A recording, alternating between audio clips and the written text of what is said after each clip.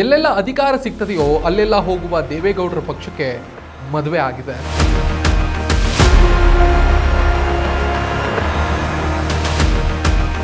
ಈ ಮದುವೆ ವಿಚ್ಛೇದನಗಳಲ್ಲೇ ಜೆಡಿಎಸ್ ತನ್ನ ಪ್ರಾದೇಶಿಕ ಶಕ್ತಿಯನ್ನು ಕಳೆದುಕೊಳ್ತಾ ಇದೆ ಅನ್ನೋದು ದುರಂತವೇ ಸರಿ. ಅಧಿಕಾರ ಮತ್ತು ಅಸ್ತಿತ್ವದ ಭಯ ಮನುಷ್ಯನ ಆಂತರಿಕ ಸಂಘರ್ಷ ಮತ್ತು ಅನಿಶ್ಚಿತತೆಯನ್ನು ಸೂಚಿಸುತ್ತದೆ. ಬಹುಶಃ ಇದೇ ದೇವೇಗೌಡರ ಪಕ್ಷಕ್ಕೆ ಈ ಸ್ಥಿತಿಯನ್ನು ತಂದೊಡ್ಡಿದೆ. ನಮಸ್ಕಾರ, ಈ ದಿನ .comಗೆ ಸ್ವಾಗತ. ನಾನು ಶ್ರೀರಾಜ್ ಬಕ್ವಾಡಿ. ಎಐಸಿಸಿ ಅಧ್ಯಕ್ಷ ಹಾಗೂ ರಾಜ್ಯಸಭೆಯ ವಿಪಕ್ಷ ನಾಯಕ ಮಲ್ಲಿಕಾರ್ಜುನ್ ಖರ್ಗೆ ಅವರು ತಮ್ಮ ವಿದಾಯ ಭಾಷಣವನ್ನು ಮಾಡುವ ಸಂದರ್ಭದಲ್ಲಿ ಜೆಡಿಎಸ್ ವರಿಷ್ಠ ದೇವೇಗೌಡರ ಕುರಿತಾಗಿ ಆಡಿದ ಮಾತು ಈಗ ಒಂದು ಚರ್ಚೆಯನ್ನು ಮುನ್ನೆಲೆಗೆ ತಂದಿದೆ. ದೇವೇಗೌಡರು ನಮ್ಮನ್ನ ಪ್ರೀತಿಸ್ತಾ ಇದ್ರು, ನಮ್ಮೊಂದಿಗೆ ಡೇಟಿಂಗ್ ಮಾಡಿದ್ರು, ಆದರೆ ಮೋದಿ ಅವರೊಂದಿಗೆ ಮದುವೆ ಆದ್ರು ಅಂತ ರಾಜ್ಯಸಭೆಯಲ್ಲಿ ಖರ್ಗೆ ಹೇಳಿದ್ದು ನಿಜಕ್ಕೂ ಹಾಸ್ಯಾಸ್ಪದ ಅನ್ನಿಸಿದ್ರು. ಅದರ ಜೊತೆಗೆ ದೇವೇಗೌಡರ ರಾಜಕೀಯ ಇತಿಹಾಸ ಕೆದಕುವ ಹಾಗೆ ಮಾಡಿದೆ ಅನ್ನೋದರಲ್ಲಿ ಸಂಶಯ ಇಲ್ಲ. ದೇವೇಗೌಡರು ಮೊದಲು ಮದುವೆ ಆಗಿದ್ದೇ ಕಾಂಗ್ರೆಸ್ ಪಕ್ಷವನ್ನ. 1953ರಲ್ಲಿ ಕಾಂಗ್ರೆಸ್ ಪಕ್ಷಕ್ಕೆ ಸೇರ್ಪಡೆಗೊಂಡ ಗೌಡರು 1962ರವರೆಗೆ ಕಾಂಗ್ರೆಸ್ನ ಸದಸ್ಯರಾಗಿದ್ದರು. ಅವರ ರಾಜಕೀಯದ ಜೀವನದಲ್ಲಿ ಅನೇಕ ತಿರುವುಗಳನ್ನು ಪಡೆದುಕೊಳ್ಳುತ್ತಾ 70ರ ದಶಕದ ಮಧ್ಯಭಾಗದಲ್ಲಿ ತುರ್ತು ಪರಿಸ್ಥಿತಿಯನ್ನು ವಿರೋಧಿಸಿ ಹುಟ್ಟಿದ ಜೆಪಿ ಚಳುವಳಿಯಿಂದ ಪ್ರೇರಿತಗೊಂಡರು. ಇಂದಿಗೂ ಅವರು ಜಯಪ್ರಕಾಶ್ ನಾರಾಯಣ್ ಅವರಿಂದ ಪ್ರೇರಿತರಾಗಿ ಬೆಳೆದಿದ್ದು ಅಂತ ಹೇಳಿಕೊಳ್ತಾರೆ. ಅದಕ್ಕೆ ಸಾಕ್ಷಿ ಎನ್ನುವಂತೆ ರಾಜಧಾನಿ ಬೆಂಗಳೂರಿನಲ್ಲಿರುವಂತಹ ಜೆಡಿಎಸ್ ಪಕ್ಷದ ಪ್ರಧಾನ ಕಚೇರಿಗೆ ಜೆಪಿ ಭವನ ಅಂತ ಹೆಸರಿಟ್ಟಿದ್ದಾರೆ. ಜೆಡಿಎಸ್ ಪಕ್ಷದ ಬಹುತೇಕ ಎಲ್ಲ ಕಾರ್ಯಚಟುವಟಿಕೆಗಳು, ಸಭೆಗಳು ನಡೆಯುವುದು ಅಲ್ಲೇ. ಇಂದಿರಾ ಗಾಂಧಿ ಸರ್ಕಾರದ ನೀತಿಯನ್ನ ಖಂಡಿಸಿದ ಜಯಪ್ರಕಾಶ್ ನಾರಾಯಣ್ ಅವರಿಂದಲೇ ಜನನಾಯಕನಾಗಿ ತಾವು ಬೆಳೆದಿದ್ದು ಅಂತ ದೇವೇಗೌಡರಿಗೆ ಹೇಳಿಕೊಳ್ಳುವುದಕ್ಕೆ ನರೇಂದ್ರ ಮೋದಿ ನೇತೃತ್ವದ NDA ಮೈತ್ರಿಕೂಟಕ್ಕೆ ತಮ್ಮ ಪಕ್ಷವನ್ನು ಸೇರ್ಪಡಿಸಿದ ಮೇಲೆ ಯಾವ ನೈತಿಕತೆ ಇದೆ? ಜಯಪ್ರಕಾಶ್ ನಾರಾಯಣರು ಇಂದಿರಾ ಗಾಂಧಿ ಸರ್ಕಾರವನ್ನು ಪ್ರಶ್ನಿಸಿದ ಹಾಗೆ ಮೋದಿ ಸರ್ಕಾರವನ್ನು ದೇವೇಗೌಡರು ಪ್ರಶ್ನಿಸಬೇಕಿತ್ತಲ್ವೇ ಹಾಗಾದ್ರೆ? ಇನ್ನು ಜಯಪ್ರಕಾಶ್ ನಾರಾಯಣ್ ಅಂತಹ ನಾಯಕರು ತುರ್ತು ಪರಿಸ್ಥಿತಿಯನ್ನು ಖಂಡಿಸಿ ನಡೆಸಿದ ಚಳುವಳಿಯ ಕಾರಣಕ್ಕೆ 1977ರಲ್ಲಿ ಕಾಂಗ್ರೆಸ್ಸೇತರ ಪಕ್ಷ ಅಧಿಕಾರಕ್ಕೆ ಬರುವ ಹಾಗಾಯಿತು. ಜನತಾ ಪಕ್ಷ ಭಾರತದಾದ್ಯಂತ ತನ್ನ ಕವಲುಗಳನ್ನು ಹರಡಿತ್ತು. 1988ರಲ್ಲಿ VP ಸಿಂಗ್ ಜನತಾ ಪಕ್ಷದ ನಾನಾ ಕವಲುಗಳನ್ನು ಒಟ್ಟುಗೂಡಿಸಿ ಜನತಾದಳವನ್ನು ಸೃಷ್ಟಿಸಿದರು. 1994ರಲ್ಲಿ ದೇವೇಗೌಡರು ಜನತಾದಳದ ಕರ್ನಾಟಕ ರಾಜ್ಯ ಘಟಕದ ಅಧ್ಯಕ್ಷರಾದರು. ಪಕ್ಷವನ್ನು ಗೆಲ್ಲಿಸಿ 1994ರಿಂದ 1996ರವರೆಗೆ ಮುಖ್ಯಮಂತ್ರಿಯೂ ಕೂಡ ಆದರು. 1996ರ ಲೋಕಸಭಾ ಚುನಾವಣೆಗಳ ಬಳಿಕ ದೇವೇಗೌಡರು ಪ್ರಧಾನಿಯಾದಾಗ ಕಾಂಗ್ರೆಸ್ ಅವರ ಸಂಯುಕ್ತ ರಂಗ ಸರ್ಕಾರವನ್ನು ಬೆಂಬಲಿಸಿತ್ತು. 2018ರ ಕರ್ನಾಟಕ ವಿಧಾನಸಭಾ ಚುನಾವಣೆಯಲ್ಲಿ ಗೌಡರ JDS ಕಾಂಗ್ರೆಸ್ ಜೊತೆ ಮೈತ್ರಿ ಮಾಡಿಕೊಂಡಿತ್ತು. ಮೈತ್ರಿಕೂಟ ಗೆದ್ದ ಬಳಿಕ ಗೌಡರ ಪುತ್ರ HD ಕುಮಾರಸ್ವಾಮಿ ಮುಖ್ಯಮಂತ್ರಿ ಆಗಿದ್ದರು. ಆದರೆ ಹಲವಾರು ಕಾಂಗ್ರೆಸ್ ಮತ್ತು JDS ಶಾಸಕರು ಬಂಡೆದ್ದ ಬಳಿಕ 2019ರಲ್ಲಿ ಸರ್ಕಾರ ಪತನಗೊಂಡಿತ್ತು. ಬಳಿಕ JDS BJP ಜೊತೆ ಮೈತ್ರಿ ಮಾಡಿಕೊಂಡಿತ್ತು.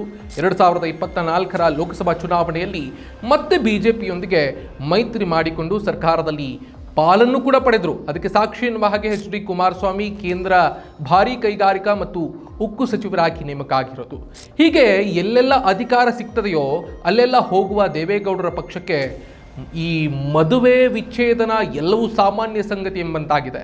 ಮತ್ತು ಈ ಮದುವೆ ವಿಚ್ಛೇದನಗಳಲ್ಲೇ JDS ತನ್ನ ಪ್ರಾದೇಶಿಕ ಶಕ್ತಿಯನ್ನು ಕಳೆದುಕೊಳ್ತಾ ಇದೆ.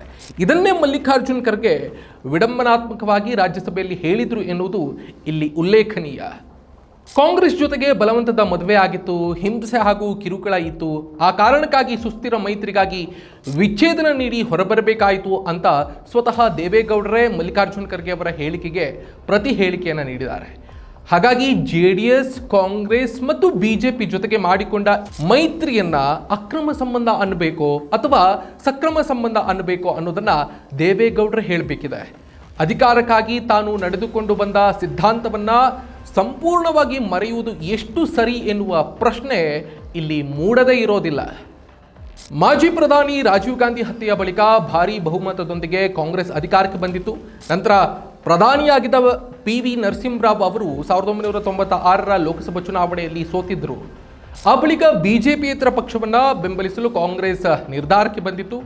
ಲೋಕಸಭೆಯಲ್ಲಿನ ಒಟ್ಟು 545 ಸ್ಥಾನಗಳ ಪೈಕಿ 46 ಸಂಸದರ ಸಂಖ್ಯಾಬಲ ಹೊಂದಿದ್ದ ಜನತಾದಳ ಶಾಸಕಾಂಗ ಪಕ್ಷದ ನಾಯಕರಾಗಿ ದೇವೇಗೌಡರು ಆಯ್ಕೆಯಾಗಿದ್ದರು. ಕಾಂಗ್ರೆಸ್ನ 140 ಸಂಸದರು, ಪ್ರಾದೇಶಿಕ ಪಕ್ಷಗಳ 100 ಮತ್ತು ಎಡಪಕ್ಷಗಳ 44 ಸಂಸದರ ಸಹಕಾರದೊಂದಿಗೆ ದೇವೇಗೌಡರು ಅಂದು ಪ್ರಧಾನಿಯಾಗಿದ್ದರು. ತನ್ನ ಅಸ್ತಿತ್ವಕ್ಕಾಗಿ ತನ್ನೆಲ್ಲ ತತ್ವ ಸಿದ್ಧಾಂತಗಳನ್ನೆಲ್ಲ ಬದಿಗೆ ಸರಿಸಿ ಅಧಿಕಾರ ಹಿಡಿದ ದೇವೇಗೌಡರು ಇನ್ನೂ ಕೂಡ ಎಂತಹ ಪರಿಸ್ಥಿತಿಯಲ್ಲೂ ತಮ್ಮ ಸಿದ್ಧಾಂತಗಳ ವಿರುದ್ಧ ನಡೆದುಕೊಳ್ಳದ ವ್ಯಕ್ತಿತ್ವದವರೆಂದು JDS ಬಿಂಬಿಸಿಕೊಳ್ತಾ ಇರೋದಿದೆಯಲ್ಲ, ಅದು ನಿಜಕ್ಕೂ ಹಾಸ್ಯಾಸ್ಪದವೇ ಸರಿ. ದೇವೇಗೌಡರು ತಮ್ಮನ್ನ ಜಾತ್ಯತೀತ ನಾಯಕ, ದೀನದಲಿತರು, ಬಡವರ ಪರ ಅಂತ ಹೇಳಿಕೊಳ್ತಾರೆ. ಕಾಂಗ್ರೆಸ್ ದೇವೇಗೌಡರ ಸರ್ಕಾರಕ್ಕೆ ನೀಡಿದ ಬೆಂಬಲ ಹಿಂಪಡೆದ ಕಾರಣಕ್ಕೆ ಸರ್ಕಾರ ಅಳಿವಿನಂಚಿನಲ್ಲಿತ್ತು. ಅಟಲ್ ಬಿಹಾರಿ ವಾಜಪೇಯಿ ತಾವು ಬೆಂಬಲ ನೀಡುವುದಾಗಿ ಲೋಕಸಭೆಯ ಕಲಾಪದ ಸಂದರ್ಭದಲ್ಲೇ ಚೀಟಿ ಬರೆದು ಕಳಿಸಿಕೊಟ್ಟಿದ್ರಂತೆ. ಬಾಳಾ ಸಾಹೇಬ್ ಠಾಕ್ರೆ ಕೂಡ ಬೆಂಬಲಿಸೋದಾಗಿ ಹೇಳಿದ್ರಂತೆ. ದೆಹಲಿಯ ಮಾಜಿ ಮುಖ್ಯಮಂತ್ರಿ ಬಿಜೆಪಿಯ ನಾಯಕ ಸಾಹಿಬ್ ಸಿಂಗ್ ವರ್ಮಾ ಖುದ್ದು ದೇವೇಗೌಡರಿಗೆ ಬಿಜೆಪಿ ನಿಮ್ಮೊಂದಿಗೆ ಇರಲಿದೆ ಅಂತ ಹೇಳಿದ್ರಂತೆ. ಶಿರೋಮಣಿ ಅಕಾಲಿ ದಳದ ಪಂಜಾಬ್ನ ಪ್ರಕಾಶ್ ಸಿಂಗ್ ಬಾದಲ್ ಕೂಡ ದೇವೇಗೌಡರನ್ನ ಬೆಂಬಲಿಸಲು ಸಿದ್ಧರಾಗಿದ್ದರಂತೆ. ಆದರೂ ದೇವೇಗೌಡರಿಗೆ ಈ ಬೆಂಬಲಗಳಲ್ಲಿ ಸೈದ್ಧಾಂತಿಕ ಭಿನ್ನಾಭಿಪ್ರಾಯಗಳು ಇರುವ ಕಾರಣಕ್ಕಾಗಿ ನಯವಾಗಿ ಈ ಬೆಂಬಲಗಳನ್ನು ತೊರೆದಿದ್ರಂತೆ.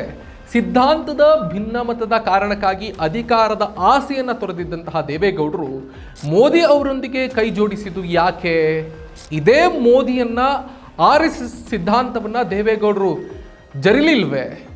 ಆದರೂ ಮೈತ್ರಿ ಮಾಡಿಕೊಂಡಿದ್ದು ಯಾಕೆ? ಮೋದಿಯ ಹಿಂದುತ್ವ ಸಿದ್ಧಾಂತ, ದೇವೇಗೌಡರ ಜಾತ್ಯತೀತ ಸಿದ್ಧಾಂತ ಒಂದೇ ಹಾಗಾದರೆ ಅನ್ನುವಂತಹ ಪ್ರಶ್ನೆಗಳಿಗೆ ದೇವೇಗೌಡರ ಉತ್ತರವನ್ನು ನೀಡಬೇಕಾಗಿದೆ. ಇನ್ನು 2014ರಿಂದ ಕೇಂದ್ರದಲ್ಲಿರುವಂತಹ ಮೋದಿ ನೇತೃತ್ವದ BJP ಸರ್ಕಾರ ಅಥವಾ NDA ಸರ್ಕಾರ ಅಧಿಕಾರಕ್ಕೆ ಬಂದಾಗಲಿಂದ ಅಲ್ಪಸಂಖ್ಯಾತರನ್ನೇ ಗುರಿ ಮಾಡಿಕೊಂಡು ಕಾಯ್ದೆಗಳನ್ನು, ಕಠಿಣ ನೀತಿ ನಿಯಮಗಳನ್ನು ಜಾರಿಗೆ ತಂದಿದೆ.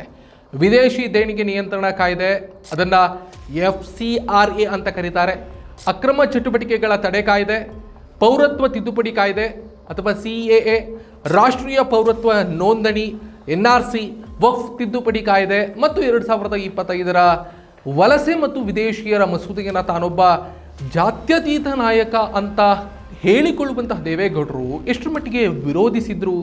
ತಾನೊಬ್ಬ ರೈತರ ಪರವಾದಂತಹ ರಾಜಕಾರಣಿ ಅಂತ ಹೇಳಿಕೊಳ್ಳುವಂತಹ ದೇವೇಗೌಡರು ನರೇಂದ್ರ ಮೋದಿ ಸರ್ಕಾರ ಜಾರಿಗೆ ತರುವುದಕ್ಕೆ ಹೊರಟಿದ್ದಂತಹ ರೈತ ವಿರೋಧಿ 3 ಕೃಷಿ ಕಾಯ್ದೆಗಳನ್ನು ಎಷ್ಟರ ಮಟ್ಟಿಗೆ ವಿರೋಧಿಸಿದ್ರು? ಬಲವಾಗಿ ವಿರೋಧಿಸಿದ್ರು ಅಂತ ಹೇಳಿದರೆ ಮೋದಿಯೊಂದಿಗೆ ಮೈತ್ರಿ ಮಾಡಿಕೊಂಡಿದ್ದು ಯಾಕೆ? ಅಥವಾ ಮೈತ್ರಿ ಮಾಡಿಕೊಳ್ಳುವುದಕ್ಕೆ ಅವಕಾಶ ಮಾಡಿಕೊಟ್ಟಿದ್ದು ಯಾಕೆ? ಬಹುಶಃ ಮೋದಿಯಂತಹ ದ್ವೇಷ ರಾಜಕಾರಣ ಮಾಡುವ ಪ್ರಧಾನಿಯೊಂದಿಗೆ ತಮ್ಮ ಹಿತಾಸಕ್ತಿಗಾಗಿ, ತಮ್ಮ ಪಕ್ಷದ ಅಸ್ತಿತ್ವಕ್ಕಾಗಿ ಕೈ ಜೋಡಿಸದೇ ಇದ್ದಿದ್ರೆ ತಮ್ಮ ಸಿದ್ಧಾಂತಗಳ ವಿರುದ್ಧ ನಡೆದುಕೊಳ್ಳದ ನಾಯಕರಾಗಿಯೇ ದೇವೇಗೌಡರು ಉಳಿತಾ ಇದ್ರು ಅಂತ ಅನಿಸುತ್ತೆ. ಅಧಿಕಾರ ಮತ್ತು ಅಸ್ತಿತ್ವದ ಭಯ ಇದೆಯಲ್ಲ, ಅದು ಮನುಷ್ಯನ ಆಂತರಿಕ ಸಂಘರ್ಷ ಮತ್ತು ಅನಿಶ್ಚಿತತೆಯನ್ನು ಸೂಚಿಸ್ತದೆ. ಬಹುಶಃ ಇದೇ ದೇವೇಗೌಡರ ಮದುವೆ ವಿಚ್ಛೇದನಕ್ಕೆ ಕಾರಣವಾಗಿರಬಹುದು ಅಂತ ಅನಿಸುತ್ತೆ. ನಮಸ್ಕಾರ. ಮತ್ತಷ್ಟು ವಿಶೇಷ ವಿಡಿಯೋಗಳನ್ನು ನೋಡಲು ಮತ್ತು ಹೊಸ ವಿಡಿಯೋಗಳ ಬಗ್ಗೆ ತಿಳಿಯಲು ಈ ದಿನ .com ಯೂಟ್ಯೂಬ್ ಚಾನೆಲ್ ಸಬ್ಸ್ಕ್ರೈಬ್ ಮಾಡಿ ಮತ್ತು ಬೆಲ್ ಐಕಾನ್ ಕ್ಲಿಕ್ ಮಾಡಿ.